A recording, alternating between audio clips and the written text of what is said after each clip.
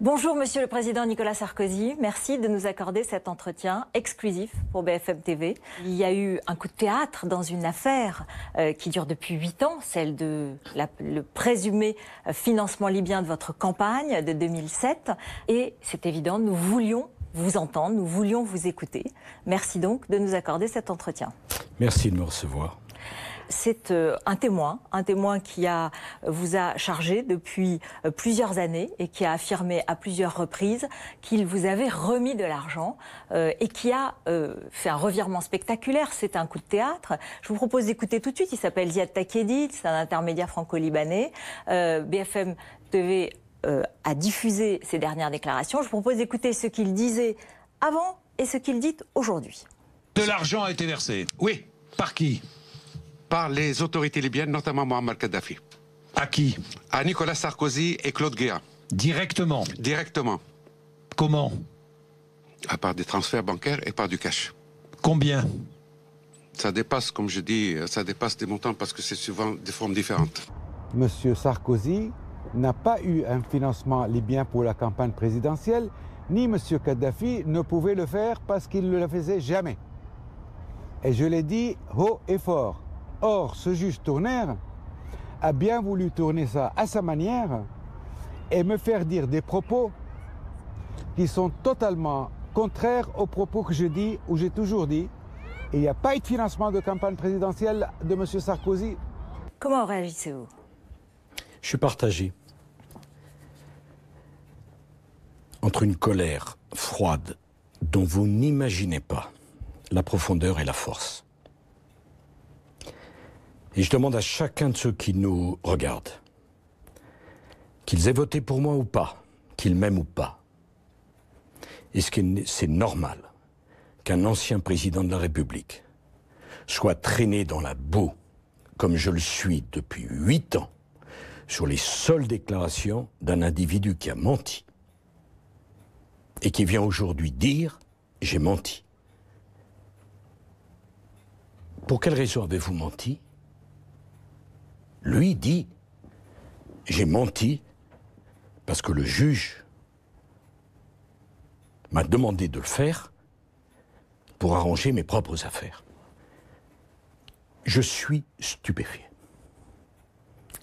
Est-ce que la France est un État de droit et une démocratie? Lorsque M. Takieddine m'a accusé, dans l'instant, une information judiciaire a été ouverte. Des dizaines de policiers, des millions d'euros, plusieurs juges sont mobilisés jour et nuit depuis 8 ans, ont fait une partie du tour du monde aux frais du contribuable, sur les seules fois des allégations de cet individu. Lorsque le même individu dit « j'ai menti », sur la base de ce que m'a fait croire un juge, je ne le crois pas, moi. Mais je demande qu'on fasse le même traitement pour les allégations d'aujourd'hui que pour les allégations d'hier. Quand c'est un ancien président de la République, on enquête sur lui. Si c'est un magistrat, on ne peut pas considérer, comme l'a fait le parquet national financier, en 24 heures, circuler, il n'y a rien à voir. On va revenir effectivement sur... Donc c'est de la colère et de la stupéfaction. Si c'était une série, moi qui suis un passionné de séries, on dirait le scénario est invraisemblable. Ça ne me fait pas sourire, malheureusement. Parce que c'est grave. Pas simplement pour moi, pas simplement pour ma famille, pas simplement pour ceux qui ont cru en moi, mais pour la France, qui donne le sentiment que son ancien chef de l'État pouvait être un corrompu. C'est une ignominie. Alors, aujourd'hui, effectivement, vous êtes mis en examen après validation par la Chambre d'instruction de 8 ans de procédure dans cette affaire pour association de malfaiteurs liés à ces déclarations. Et c'est vrai que vous avez beaucoup dénoncé le personnage de Ziad Takieddine. Vous aviez dit qu'il était un menteur, vous aviez dit qu'il était inconsistant. Et tout le monde se dit aujourd'hui, mais alors, quand il accablait Nicolas Sarkozy, il était inconsistant, et quand il l'innocente, finalement, on peut le croire? Madame Autel-Krief, vous vous trompez. Ça fait 8 ans que les déclarations de M. Takieddine sont prises très au sérieux, puisque c'est sur la base de ces déclarations et uniquement de ces déclarations qu'une information judiciaire a été engagée. Je n'ai jamais pris... Alors, les juges considèrent que ce n'est pas seulement sur ces déclarations. Non, ça, c'est important, on va y revenir. On reviendra sur tout ce que vous voulez. Ceux qui ont pris au premier degré les déclarations de M. Taqieddine, c'est le parquet national financier, institution créée à l'époque de M. Hollande, qui a eu jusqu'à 13 dossiers contre moi, qui tombent les uns après les autres d'une manière lamentable et ridicule. Mais maintenant, on ne va pas me dire. Ah, maintenant, M. Taqieddine, qui était présenté comme le grand accusateur, il était sérieux quand il m'accusait. Et maintenant qu'il dit, face à la caméra, je n'ai jamais donné un centime à Sarkozy. Il n'y a pas eu un centime libyen dans sa campagne. Ah, maintenant, il ne faut pas le croire. Moi, ça m'est égal. J'observe simplement. Vous dites que c'est un témoin inconsistant et donc ça invalide la procédure. Non. C'est pas ce que disent les juges. Hein. Madame, en l'occurrence, vous interrogerez les juges et qui vous voulez, vous m'avez moi en face. J'ai été interrogé pendant près de 80 heures entre la garde à vue devant les caméras du monde entier et les 4 dernières journées. Le nom de M. Taqieddine a été évoqué durant mes 4 jours d'interrogatoire 485 fois. On ne va pas maintenant venir me dire, parce que ça serait une monstruosité de plus, que c'est un détail. 98 questions m'ont été posées sur M. Taqieddine. Une était extraordinaire d'ailleurs. M. Taqieddine prétendait m'avoir versé de l'argent en liquide le 28 janvier 2007. J'ai apporté la preuve au magistrat que le 28 janvier 2007, je n'étais pas au ministère de l'Intérieur, j'étais dans le Vaucluse, le journal Vaucluse Matin, en faisant foi. Maintenant, il dit, tout est faux. Mais j'espère qu'on va aller jusqu'au bout de l'enquête. Pourquoi est-ce faux? C'est ce que vous demandez concrètement aujourd'hui? Comme chacun, je ne comprends pas comment il a été possible qu'un homme condamné à 5 ans de prison, qui ne se présente pas devant le tribunal, dans l'affaire Karachi, puisse garder son passeport, puisse quitter le territoire national, sans que personne ne lui demande des comptes. Il était sous contrôle judiciaire? Non, il avait simplement un contrôle judiciaire qui l'interdisait de me voir. Comme je ne l'avais jamais vu, c'est une interdiction bien légère. Vous l'aviez vu? Je l'ai vu en 2003, 2 fois et jamais seul. Bon. Il a gardé son passeport. Pourquoi lui a-t-on gardé son passeport? Pourquoi a-t-il pu se réfugier au Liban? Pourquoi les journalistes de Paris Match ont plus de facilité pour retrouver M. Taqieddine que la justice française? Pourquoi M. Taqieddine vient-il mettre en cause un magistrat? Pardon, madame. Est-ce qu'on va enquêter là-dessus? Justement, ou la non? question que je vous pose, c'est est-ce que vous pensez sincèrement que des juges français, que monsieur le juge Tournaire, mais les autres, puisque le parquet national financier a précisé qu'il avait été interrogé et à 6 reprises par plusieurs juges différents et avait répété la même chose. Est-ce que vous pensez sincèrement qu'un juge français qui représente la République peut avoir fait un marché avec un personnage comme monsieur Taqieddine? Est-ce que vous pensez sincèrement qu'un ancien président de la République puisse avoir fait un marché avec un personnage comme monsieur Taqieddine? Suis-je moins respectable qu'un juge? Mon casier judiciaire est-il vierge ou non? Si on a fait une enquête sur un ancien chef de l'État, sur les seules déclarations de M. Taqieddine... Il faudrait en faire une sur le juge Tournaire? Madame, ce n'est pas à moi d'en décider. Mais vous ne pouvez pas, ni les médias, ni la justice, considérer que quand Taqieddine dénonce Nicolas Sarkozy, il faut une enquête, et quand Taqieddine dénonce un magistrat, un autre magistrat peut dire, 24 heures après, il n'y a rien circulé, on laisse en l'état. Non, madame. L'état de droit, c'est que personne n'est en dessous de la loi et personne n'est au-dessus de la loi. Donc concrètement, vous demandez au garde des Sceaux... Je ne demande rien. ...d'ouvrir une forme d'enquête sur le... Je ne demande rien. Je fais les Français juges de cette affaire pitoyable où la justice a été occupée pendant 8 années sur mon cas, sur les bases de déclarations d'un individu comme M. Taqieddine. Faut-il qu'il n'y ait pas d'autres criminels ou d'autres délinquants dont il faille s'occuper, qu'on mobilise tant de moyens sur moi pour qu'après 8 années, sans trouver la moindre preuve, l'accusateur vient de dire « j'ai menti ». J'ai menti et j'ai menti. Il a dit aussi, Ziad Takieddine, dans Paris Match, qu'il avait versé 5 millions en dollars cash à Claude Guéant, qui était votre directeur de cabinet à ce moment-là, quand vous étiez ministre de l'Intérieur, au nom d'un accord de sécurité qui prévoyait de former du personnel libyen, et c'est la Libye qui payait. Ça, c'est ce qu'il a dit, c'est sa dernière version. Vous étiez au courant de ça? Monsieur Guéant a fait condamner sur ses déclarations Monsieur Takieddine par le tribunal correctionnel de Paris pour diffamation. Ça, c'était les anciennes, mais là, c'est une nouvelle. Pour diffamation, voilà. Et en ce qui me concerne, je n'ai aucun doute. Ça n'a jamais eu lieu, aucun. Mais j'attends qu'on prenne autant au sérieux les déclarations de M. Takieddine quand il me dédouane que quand il m'accusait.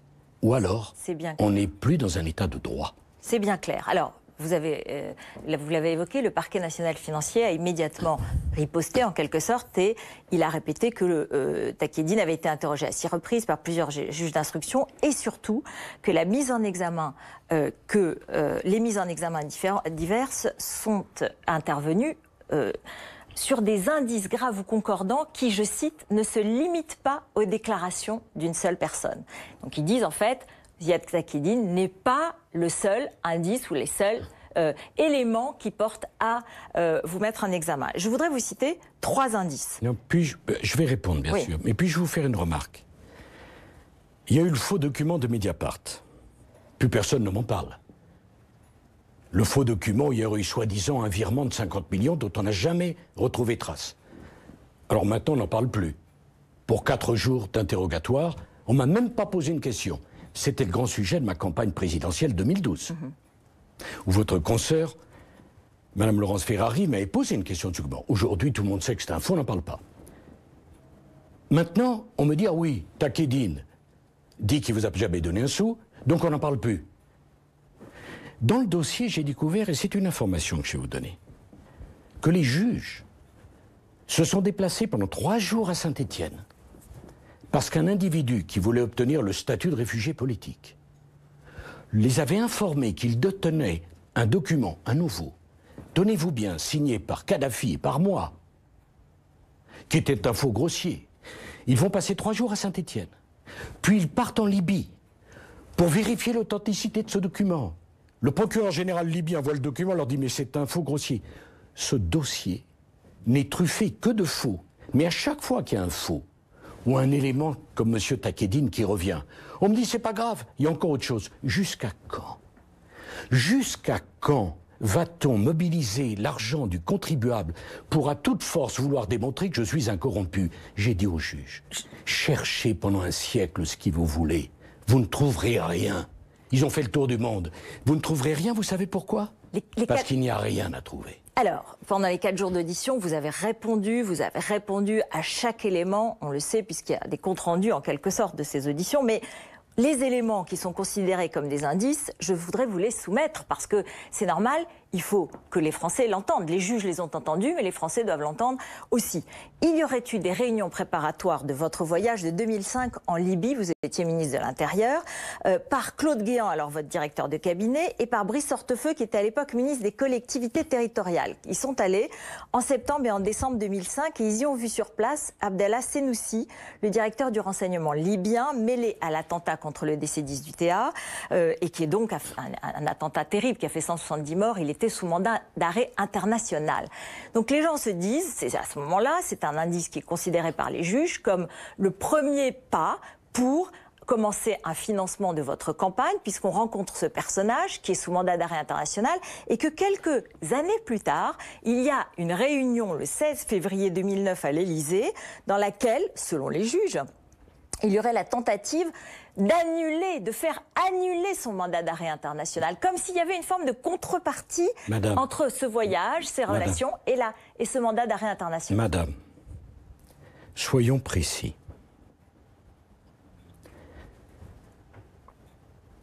Je suis dans la situation où il y a une banque qui est cambriolée à Saint-Étienne. Un de mes collaborateurs a été à Saint-Étienne 6 mois avant, c'est la preuve. Mais on est tombé sur la tête, on est chez les fous. Ce n'est pas à moi de prouver mon innocence.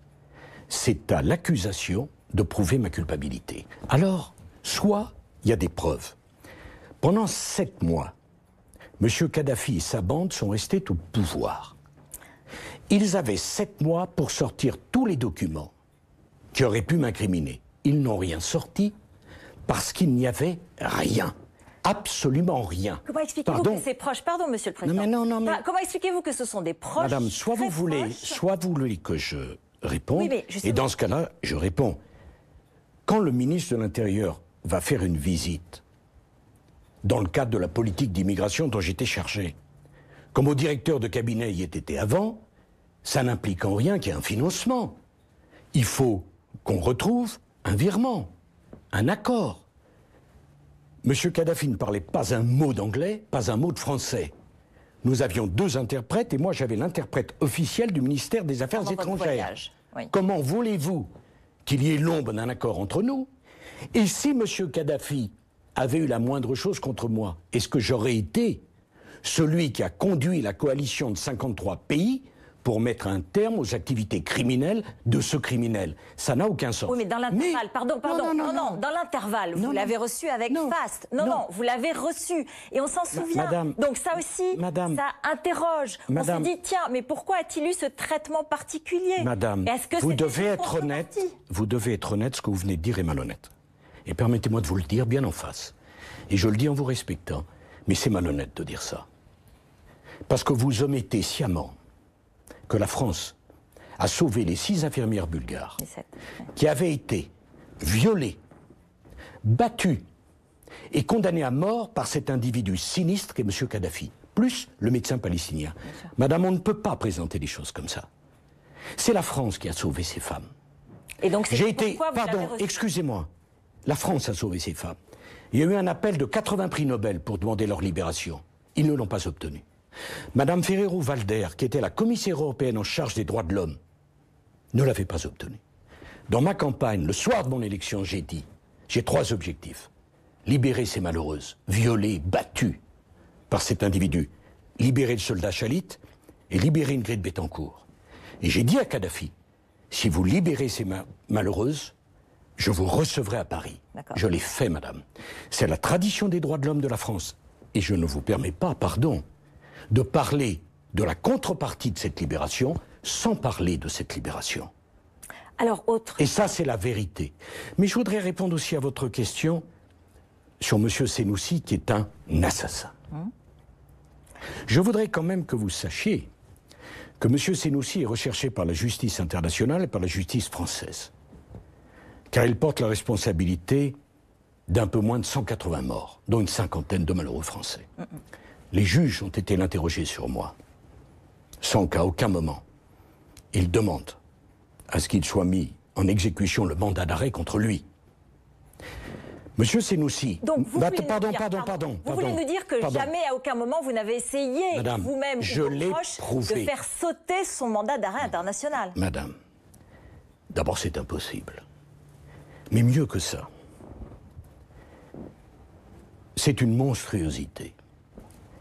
Lorsque Kadhafi est tombé, j'ai envoyé moi-même président de la République, vous m'entendez, un magistrat, M. Picard, pour parler avec le nouveau chef du gouvernement libyen, avec une lettre de moi, demandant à ce que M. Senoussi soit déféré devant les tribunaux français. C'est un courrier officiel du président de la République française. Comment pouvez-vous vous faire l'écho d'une tentative de ma part pour faire sauter ce mandat, alors même que j'ai demandé qu'il soit déféré devant les juridictions françaises parce que je n'avais rien, absolument rien à craindre. Mieux que ça, les juges ont été à la Cour de cassation pour demander si le dossier de M. Senoussi avait fait l'objet de la moindre consultation pour assurer sa défense. Vous m'entendez, madame? Le dossier n'a jamais été ouvert, n'a fait l'objet de la moindre consultation, donc ces allégations ne reposent sur rien. Elles sont contredites par les éléments factuels que j'ai apportés. Je reviens sur ces indices que les juges considèrent avoir, hors le témoignage de Ziad Takieddine, dont on voit à quel point il peut être discutable. Thierry Gobert, qui était un de vos proches à l'époque, aurait reçu 440 000 € en février 2006, dont une partie serait revenue en France, et c'est un versement qui serait passé par Ziad Takieddine et qui aurait été fait par la Libye. Les juges considèrent que peut-être il y a un usage de cet argent qui aurait été utilisé dans votre campagne. Enfin, c'est une monstruosité de plus. Thierry Gobert, je ne l'ai pas vu depuis 1996. Mais c'était un de vos proches. Pardon, vous l'avez vu madame. Quelquefois. Si je peux vous répondre, je vous répondrai bien volontiers. Nous sommes en 2020. Je ne l'ai donc pas vu depuis 24 ans. Thierry Gobert avait visiblement des activités avec M. Takieddine. 6 millions ont été virés des comptes libyens sur le compte de Takieddine. C'est acté. Pas un centime n'a été sorti en liquide. Et 400 000 a été versé sur Thierry Gobert. Mais qu'est-ce qui permet de dire que Thierry Gobert les a donnés à ma campagne? On est chez les fous. Ou alors c'est un procès dans une dictature. Y a-t-il la moindre preuve? Y a-t-il le moindre élément? Alors les magistrats me disent « Ah, mais vous vous rendez compte? Durant les 5 années de votre quinquennat, M. Gobert a été invité 6 fois à une décoration. Il y a un petit problème. C'est pour ça que vous l'avez revu. Il y a un petit problème. C'est que ce sont des décorations collectives et ce sont les récipiendaires qui invitent, non pas le président de la République. Il y avait à chaque fois entre 1000 et 1200 personnes. Mais on est chez les fous. Je devrais donc me justifier. Demain, il y a un passant dans la rue qui dit qu'il a payé pour ma campagne. Je vais justifier cette fameuse campagne de 2007. Pardon, c'est important ce que je vais vous dire. Qui a déjà été lasérisée jusqu'au dernier centime dans le cadre de l'instruction Bettencourt, où j'ai eu un non-lieu, et où pendant toute la campagne de 2012, on a expliqué aux Français que ma campagne de 2012 avait été financée par l'argent d'une vieille dame. 2007. Ce qui était, ma campagne de 2007, ce qui était une monstruosité. Donc il a été fait litière, puisque j'ai eu un non-lieu. Et maintenant, on va m'expliquer qu'elle a été financée par M. Kadhafi. Il n'y a pas l'ombre d'un virement. J'ai compris. Il n'y a pas l'ombre d'un versement. Je continue sur les indices, Nicolas Sarkozy, s'il vous plaît. Je continue sur les indices. C'est important, vous répondez. Et les Français vont écouter, entendre, et c'est important. On l'a dit, pour les juges, il y a aussi beaucoup de concordance parce qu'il y a de nombreux témoignages de proches du colonel Kadhafi. Alors vous pouvez dire, ce sont ses proches, son cousin, son beau-frère, son fils, frère, son fils. Évidemment, c'est le premier qui l'a fait. Mais enfin, c'est troublant. Ils disent tous qu'ils vous ont versé de l'argent sous des formes différentes. Non, madame. Il n'y a rien de troublant. Le fils Kadhafi, qui est un individu suspect, à bien des égards, a dit, quelques jours avant la campagne de 2012, nous avons tout. Des documents, des virements, des enregistrements. Il était au pouvoir. Il était libre à lui de les verser. 8 ans après, rien, vous m'entendez? Rien n'a été versé. Pas madame, un petit peu. Rien. Absolument rien. Des témoignages de toutes sortes. Non. De toutes sortes. Non. Je vous le dis encore de proches de Kadhafi, mais de toutes sortes. Absolument pas, madame. Il y a le cousin, il y a le fils, et il y a Senoussi qui est dans les mains de Takieddine. À l'inverse, qui est le beau-frère. Il y a le ministre des Affaires étrangères qui dit « mais jamais il y a eu un centime qui a été versé à la campagne de Sarkozy ». Et même celui qu'on appelait le noyé du Danube, puisqu'on m'a même suspecté d'avoir noyé quelqu'un dans le Danube, ce qui est un comble, même celui-ci dit « jamais il y a eu d'argent qui est arrivé ». Pourquoi l'ont-ils fait? Et madame, c'est une bande de malfaiteurs dont j'ai conduit la coalition qui a fait partir ce malfaiteur et ce criminel. Mais madame, s'il y avait le moindre élément, le plus petit élément, il m'aurait été versé, il m'aurait été servi. On parle de 50 millions, on parle de 20 millions, on parle de 7 millions. Avec ce qu'est l'informatique aujourd'hui, comment se fait-il qu'avec les moyens sans précédent qui ont été utilisés par la justice française, on n'ait rien retrouvé? Mais comment voulez-vous que je démontre que je n'ai pas fait le casse du supermarché de Saint-Étienne, alors que c'est à l'accusation de me dire « vous aviez un compte, on vous a versé ceci ». Ils n'ont rien. Alors, dernier élément. 7 mois, je termine, pendant 7 mois, M. Kadhafi et sa clique étaient au pouvoir. D'après vous, comment se fait-il qu'alors qu'ils avaient tous les documents, s'il y avait quelque chose contre moi, comment se fait-il qu'il ne les ait pas livrés? C'est la question que je pose. Et d'ailleurs, en état de droit que nous sommes, ou que nous devrions être, est-ce que le doute doit profiter à moi ou à l'accusation? Dernier élément, il est important aussi quand même, votre directeur de campagne, Claude Guéant, a ouvert le 26 mars 2007 une chambre forte secrète à la BNP Opéra à Paris. C'est le temps de la campagne présidentielle de 2007. Il a affirmé y avoir mis certains de vos discours. Bon, c'est un peu étrange pour mettre des discours. Les juges considèrent que c'est là qu'il a mis les espèces non déclarées qui ont abondé pendant votre campagne en 2007 et qui ont... Il y a eu des preuves, il y a eu des primes en liquide qui ont été versées à beaucoup de membres de l'équipe de la campagne. Madame, donc, est-ce que ce coffre-là n'est pas aussi une preuve? Madame, excusez-moi, je vais répondre.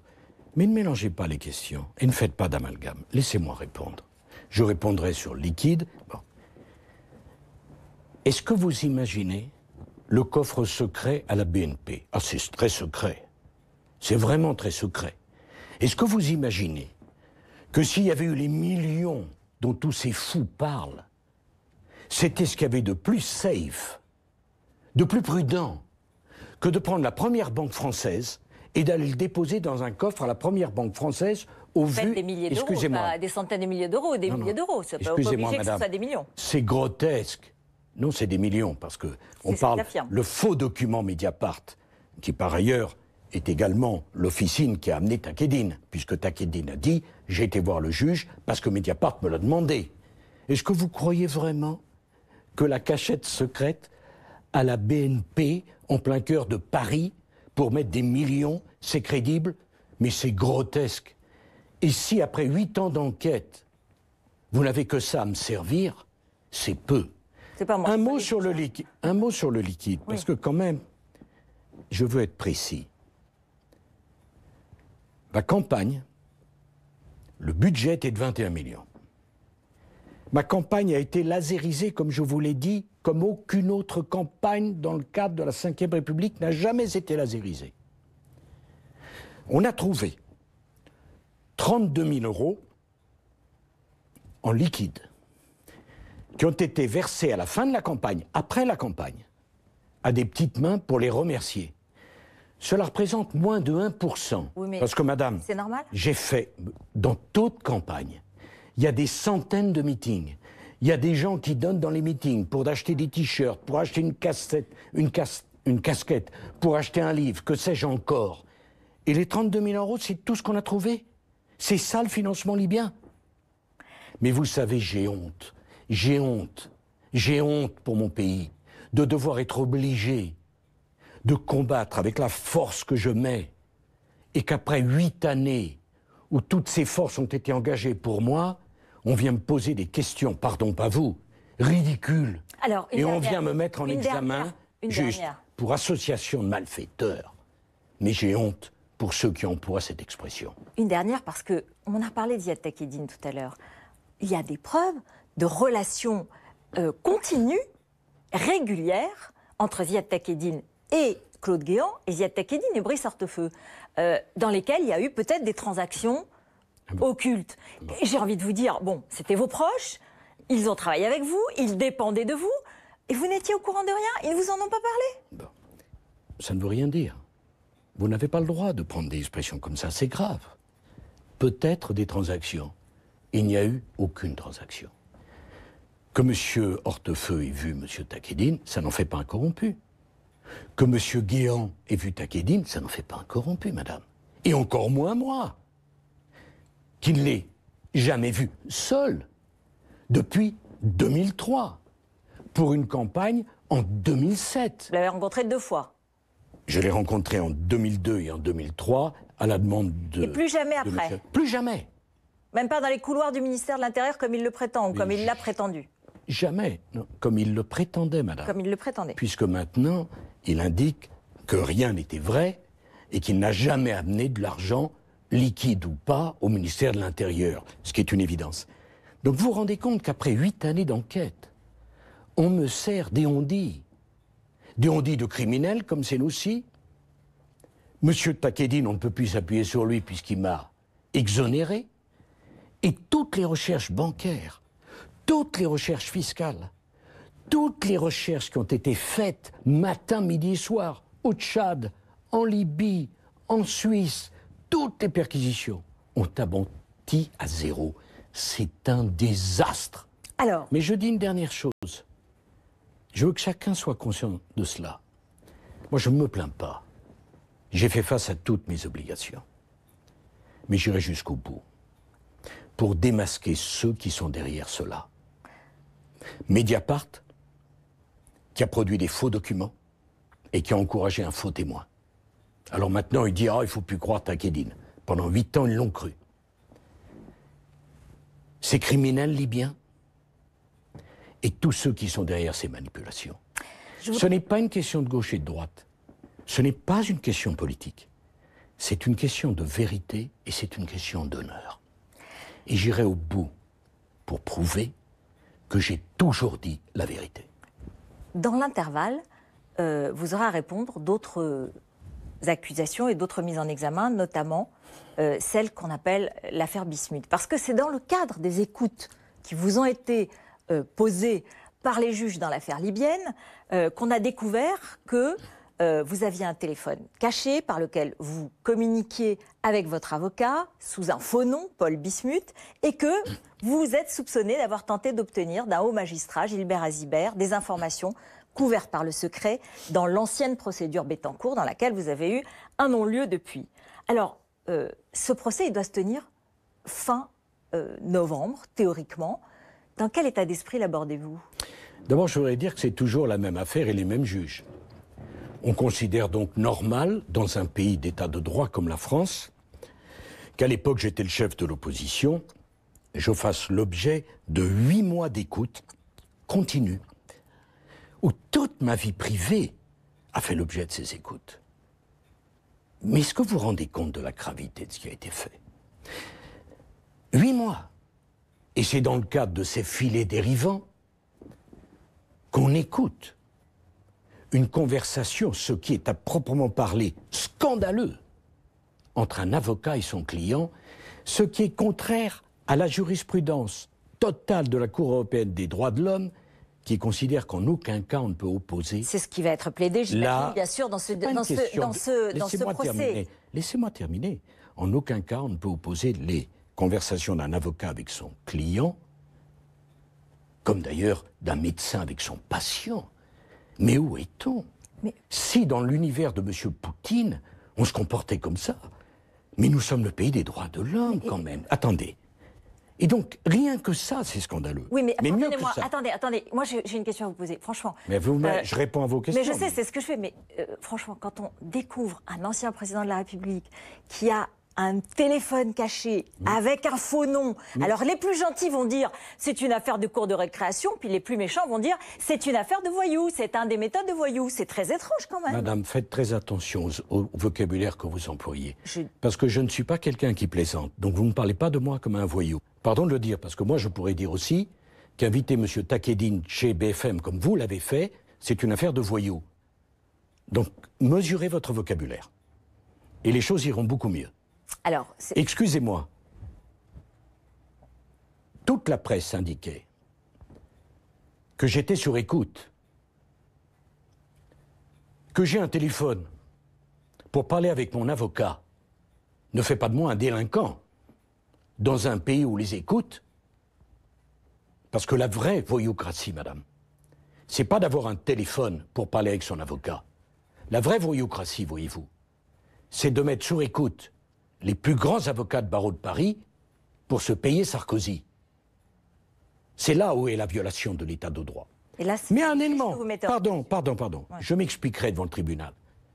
Parce que moi, j'ai toujours fait face à mes obligations. Je suis à plus de 200 heures d'interrogatoire. Et madame, mon casier judiciaire est vierge. Donc vous ne parlez pas de moi comme d'un voyou. Non, je ne parle pas qui n'a ni de moi comme qui a des méthodes de voyou. J'ai répondu à tout. Et j'irai au tribunal, parce que moi je respecte la justice. C'est pas un combat entre moi et la justice, entre la gauche et la droite, entre l'opposition et la majorité. Monsieur Azibert n'a jamais eu un poste à Monaco. Le palais à Monaco a rendu public un communiqué pour dire « Jamais Nicolas Sarkozy n'est intervenu ». Et tous les magistrats interrogé.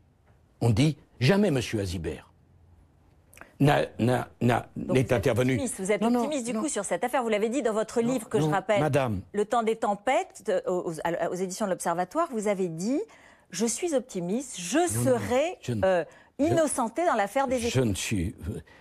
Je sais maintenant qu'il ne suffit pas d'être innocent pour ne pas avoir d'ennui. Et d'ailleurs, humainement, ça m'a beaucoup fait changer. Et sans doute qu'on est plus intelligent quand on a été gibier, après d'avoir été chasseur. Car ces épreuves, soit elles vous détruisent, soit elles vous améliorent humainement. Donc je ne suis pas optimiste, je suis simplement combatif. Je n'ai pas l'intention qu'on me reproche des choses que je n'ai pas commises. Et les Français doivent le savoir, qu'on m'aime ou qu'on m'aime pas. J'ai beaucoup de défauts et sans doute je fais beaucoup d'erreurs. Je ne suis pas un pourri. Et ce qui m'est infligé est un scandale, madame, qui restera dans les annales. La vérité finit toujours par triompher.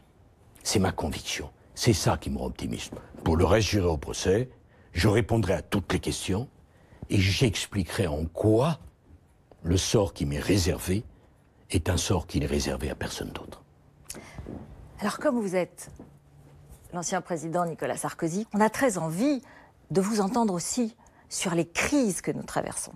C'est très important parce qu'un certain nombre de Français, évidemment, vivent ces crises avec beaucoup de tristesse, d'inquiétude, peu de visibilité sur l'avenir. La pandémie, le terrorisme, la crise économique, vous avez vécu la crise de 2008, la crise européenne, vous en avez traversé les tempêtes dans votre livre. Est-ce qu'on va s'en sortir? Comment est-ce qu'il faut faire? Bon, d'abord, si on n'aime pas les crises, on ne devient pas président de la République. Et j'ai connu et vécu beaucoup de crises. Et je n'appréciais pas à l'époque les conseillers de l'extérieur, qui critiquent, mais qui ne sont pas au volant. Donc moi, je ne critique pas. N'est pas M. Hollande qui veut. Je ne critique pas parce que je sais que c'est difficile. Et que la crise qui nous occupe, la crise sanitaire, provoque beaucoup de souffrance, beaucoup de détresse. Et je pense que ce que fait le gouvernement, il fait au mieux. Que sans doute on aurait pu faire différemment sur tel ou tel point, mais que si je le dis, à ce moment-là, je rajoute une difficulté politique à d'innombrables difficultés dans notre pays. Mais vous le dites au président Macron, vous lui parlez souvent. Non, je ne lui parle pas souvent, je lui parle quand il me parle, comme au Premier ministre d'ailleurs, avec qui j'ai travaillé, puisqu'il a été l'un de mes collaborateurs. Je leur dis ce que je pense, c'est pas pour ça que j'ai raison. Et je considère que la priorité donnée à la santé, c'est la bonne priorité. Alors moi, si j'avais simplement une réserve, c'est celle qui concerne le monde de la culture. Parce que pour moi, la France, c'est le pays qui considère les biens culturels comme des biens de première nécessité. Un être humain, pour vivre, a besoin de se nourrir, de boire et de se cultiver. Donc, les librairies, les disques, je pensais ça bien avant d'être marié avec Carla, pour moi, ce sont des biens de première nécessité.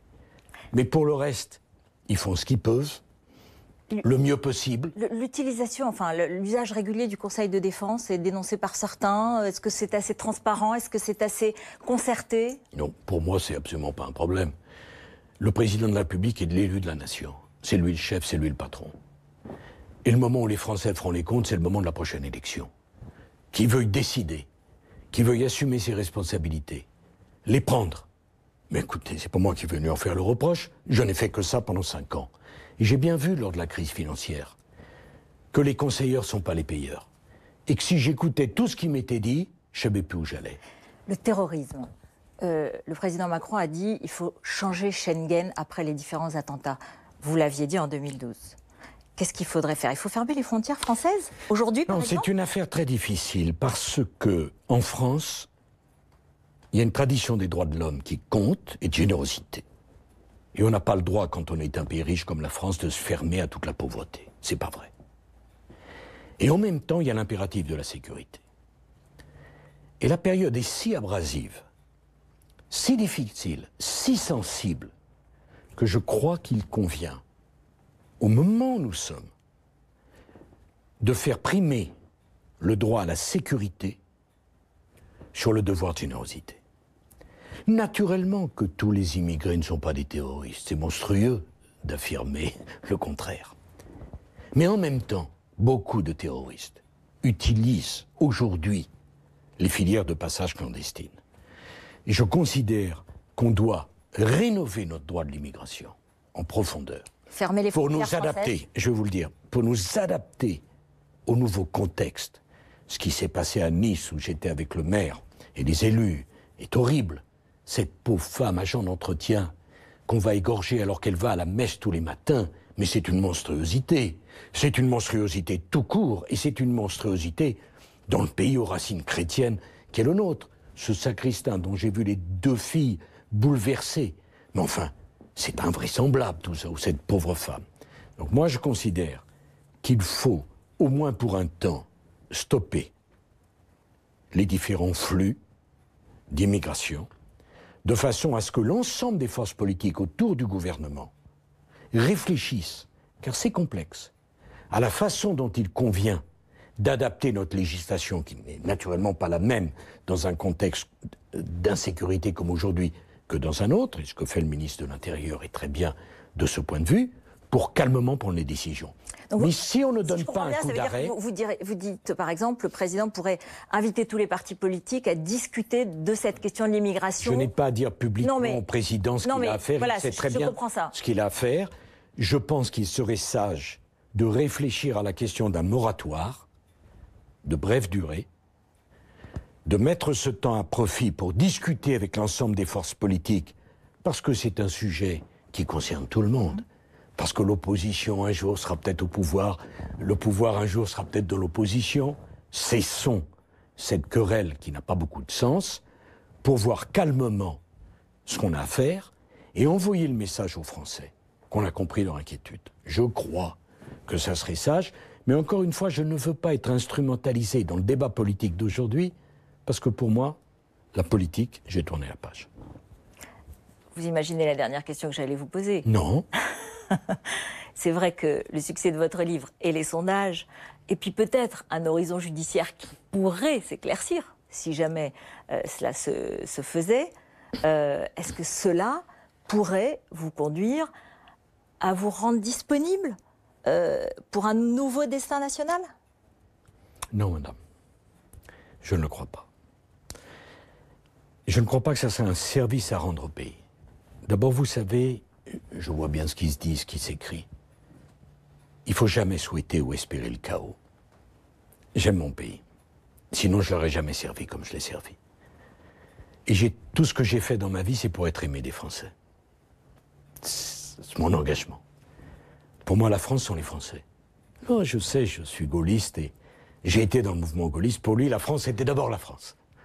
Pour moi, c'est les Français. Il ne faut jamais souhaiter le chaos. Il ne faut jamais souhaiter le pire. J'ai tourné la page. Je suis très heureux comme cela. Je mène un combat pour la vérité et pour la justice. Ce n'est pas un combat politique. J'ai été chef de l'État. Et je pense que, y compris ceux qui m'aiment, n'attendent pas de moi que je tombe dans l'arène. Que je me livre à une querelle, à une bataille qui n'aurait aucun sens devant la douleur de la crise sanitaire, des gens qui ne peuvent pas aller à l'enterrement de leurs proches. Je n'ai pas le droit de faire ça. Et pour moi, c'est clair dans ma tête. Alors après, si le président de la République a besoin de discuter, je suis disponible. Qu'est-ce qu'il faudra faire à la prochaine présidentielle? On verra à ce moment-là quelle est l'utilité ou pas que je peux avoir pour dire sur tel ou tel candidat. J'ai été très bouleversé, moi, du soutien de toute ma famille politique, constant, et bouleversé de la fidélité des gens. Mais elle n'a pas de candidat aujourd'hui, cette famille politique. Clairement, en tout cas, il y en a quelques-uns, mais... Je demande à chacun de comprendre que le temps de la politique politicienne, que je respecte, ça a été un temps dans ma vie du passé. Maintenant, que mon devoir, c'est ma famille, mon pays en tant que citoyen, et la vérité. Voilà, j'inspire à rien d'autre, et je ne voudrais surtout pas vous érouter le grief, en vous remerciant de cet entretien, qu'on pense que pour moi, il y a une quelconque arrière-pensée. J'ai beaucoup de défauts, mais on lit sur mon visage tout ce que je pense. Je ne suis pas quelqu'un qui ment. Je suis un combattant. Et je ne dirai jamais assez merci aux Français pour les responsabilités qu'ils m'ont confiées. Et aujourd'hui encore, j'ai reçu des milliers de lettres depuis les dernières déclarations de M. Taqiyédine. Ça me bouleverse. Mais je sais raison garder. Je sais faire la différence entre ce qui est l'affection, l'amour, l'attachement personnel et les contraintes du débat politique. La politique n'est plus mon affaire d'aujourd'hui. Merci beaucoup. Merci de nous avoir remercie. accordé cet entretien. C'est moi. Merci d'avoir passé ce moment avec nous sur BFM TV.